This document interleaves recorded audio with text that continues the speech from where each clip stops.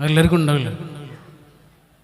ആരൊക്കെ ആയി മാറുമ്പോഴും ചിലതൊന്നും മറക്കാതിരിക്കലാണ് ജീവിതത്തിൻ്റെ മഹത്വം. ടോവിനോ തോമസ് എന്ന സമീപകാലത്തെ ഏറ്റവും പ്രതിഭാശാലിയായ ചലച്ചിത്ര നടനാണ്. അയാളെ ഭയങ്കര ഇഷ്ടമാണ്. ഇഷ്ടപ്പെടുന്നതിൻ്റെ കാരണങ്ങളിലൊന്ന് ഇതാണ്. കാരണം ഒരാളുടെ മഹത്വം അടയാളപ്പെടുത്തുന്നത് അയാൾ ആരൊക്കെ ആയിത്തീരുന്നു എന്നുള്ളതല്ല, ആരൊക്കെ ആയി മാറുമ്പോഴും അയാൾ ചിലതൊന്നും മറക്കരുത്. ഇപ്പം ഞാനിവിടെ നിന്നിങ്ങനെ സംസാരിക്കുമ്പോൾ നിങ്ങൾ എന്നെ മാത്രമല്ലേ കാണുന്നുള്ളൂ. ഞാനിങ്ങനെ മൈക്ക് പിടിച്ച് നിങ്ങളോട് സംസാരിക്കുന്നതിന് കാരണക്കാരായ കുറേ മനുഷ്യന്മാരുണ്ട്. അവരൊന്നും നിങ്ങൾ ഓർക്കേണ്ട ഒരു ആവശ്യമില്ല. ഞാൻ അവരെ മറക്കാൻ പറ്റൂ. എന്നെ ഞാനാക്കിയ മനുഷ്യന്മാരെ ഈ ആയുസിന്റെ അവസാനത്തെ നിമിഷത്തിൽ എൻ്റെ ഉള്ളിൽ ഉറവയായി അവരിങ്ങനെ ജ്വലിച്ചുകൊണ്ടിരിക്കണം. അതിൻ്റെ പേരാണ് ഗ്രാറ്റിറ്റ്യൂഡ്. ഗ്രാറ്റിറ്റ്യൂഡ് ഒരു മനുഷ്യൻ്റെ ഏറ്റവും വലിയ ഗുണം അതാണ്. ഗ്രാറ്റിറ്റ്യൂഡ്. ചില വേരുകളെ ഒരാൾ മറക്കാതിരിക്കുക.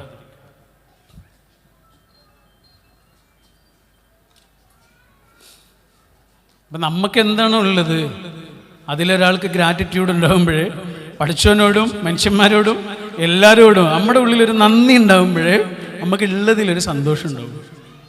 അല്ലെങ്കിൽ ഉണ്ടാവില്ല.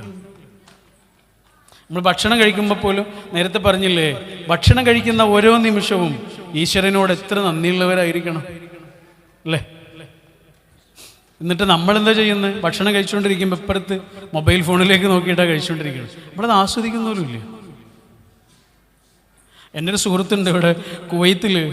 അവർക്ക് ഈ എന്താണ് റെസ്റ്റോറൻറ്റ് ഓണേഴ്സിൻ്റെ അസോസിയേഷനൊക്കെ ഉണ്ട്. അവൻ എന്നോട് പറഞ്ഞതാണ്, പണ്ടൊക്കെ അറബികൾ ഹോട്ടലിലേക്ക് വരും. അറബികൾ ഹോട്ടലിലേക്ക് വരിക എന്ന് പറഞ്ഞാൽ പേടിയാണ് മലയാളികൾക്ക്. കാരണം ഇവർ ഭയങ്കര പ്രശ്നക്കാരാണ്. ഇവർക്ക് എരിവ് പറ്റില്ല, അങ്ങനെയൊക്കെ ഉണ്ടല്ലോ. അപ്പോൾ അവർ ദേഷ്യപ്പെടും, ഭക്ഷണമൊക്കെ എടുത്തുവിട്ട് വലിച്ചെറിയും. അങ്ങനെ ചില അനുഭവങ്ങളൊക്കെ ഇവൻ പറഞ്ഞു. പക്ഷേ ഇപ്പം അതില്ല എന്ന് പറഞ്ഞു. ഇപ്പം അറബികൾ വന്നാൽ വളരെ സമാധാനത്തോടെ വളരെ ശാന്തരായി ഭക്ഷണം കഴിച്ചിട്ട് അവർ പോകും. എന്താ കാരണം എന്നറിയോ? കാരണം പറഞ്ഞപ്പോഴേ രസം. എന്താ? അവരിത് ആസ്വദിക്കുന്നില്ല. അവരിതിലേക്ക് നോക്കിക്കൊണ്ടിരിക്കുക. മൊബൈലിലേക്ക് നോക്കിക്കൊണ്ടിരിക്കുമ്പോൾ മെസ്സേജ് റിപ്ലൈ ചെയ്യുകയോ പരിശോധിച്ചുകൊണ്ടിരിക്കുകയോ ചെയ്യുന്ന സമയത്ത് ഇതിൻ്റെ എരിവോ പുളിയോ മധുരമോ രുചിയോ പോലും അവരറിയുന്നോലുമില്ല.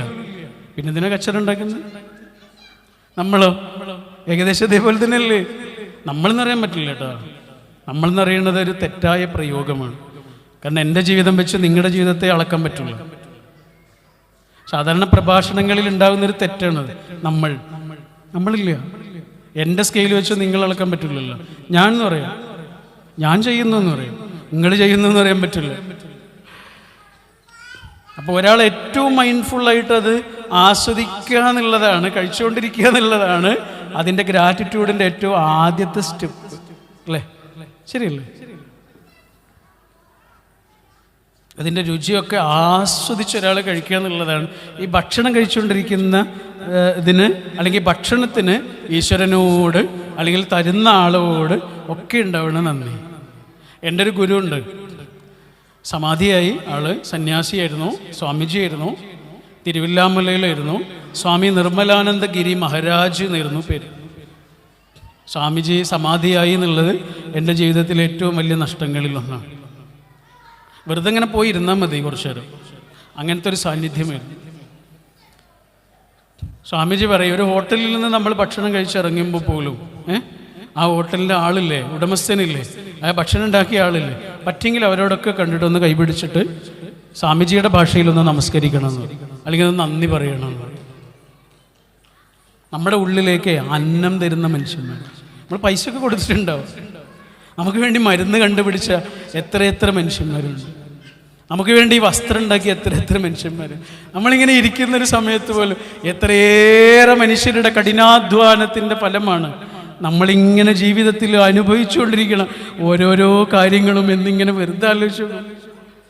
എണ്ണ തീരോ? ഇതിൻ്റെയൊക്കെ അപ്പുറം ഒരു വലിയ മഹാശക്തിയുടെ കരുണാപ്രവാഹവും ഓരോ നിമിഷവും അനുഭവിച്ചുകൊണ്ടിരിക്കുന്ന ആളുകൾ.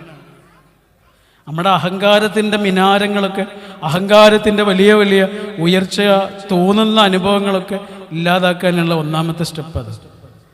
അഹങ്കാരം വേണം. ഭൂമിയോളം താഴും. ഒരാൾ എത്ര അങ്ങനെ താഴുന്നുണ്ടോ അത്രയുമാണ് അയാളുടെ മഹത്വം.